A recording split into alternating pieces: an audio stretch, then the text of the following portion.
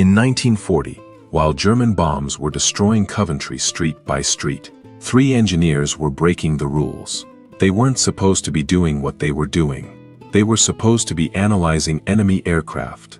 Instead, they were designing a car that would one day be called the most beautiful machine ever built. This is how legends are born, in secret, in the dark, while the world is falling apart. One hotel room, blackout curtains pulled tight. William Haynes, Walter Hassan, Claude Bailey, not heroes. Engineers. Men who saw the world in geometry and spoke intolerances. Outside, sirens, fire. Inside, the scratch of a pencil on paper, they sketched in air raid shelters. They argued at the backs of pubs, pints going flat on the table. Every morning the blueprints were hidden, every night they came back out. One of them walked to work through the rubble of last night's bombing, unfolded his drawing at the workbench, and kept going. Because somebody had to believe in what came after. By 1944, the engine existed, hidden under a tarp in a cold garage. They just needed the war to end. V.E. Day. The streets filled with people who'd forgotten what celebration felt like. Our engineers celebrated too, then went back to the factory, first complete engine on a test stand. A man with a fire extinguisher standing quietly to the side, just in case.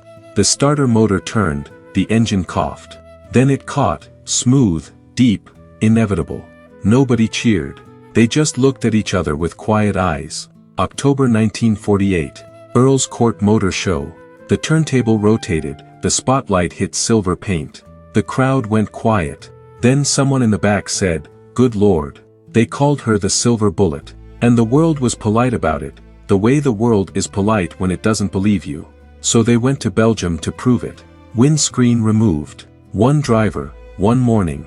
The needle climbed past 120. Then 125. Then, 132.6 miles per hour. Fastest production car in the world. That night, these serious men who'd spent the war whispering over drawings in the dark, were laughing. Glasses raised. A few with tears they wouldn't admit to. Geneva, the E-Type arrives. Enzo Ferrari calls it the most beautiful car ever made. Same engine underneath. Same heart, still beating. In scrapyards, forgotten XK120s sat in the rain. In barns, tarp-covered shapes waited for someone to open the door.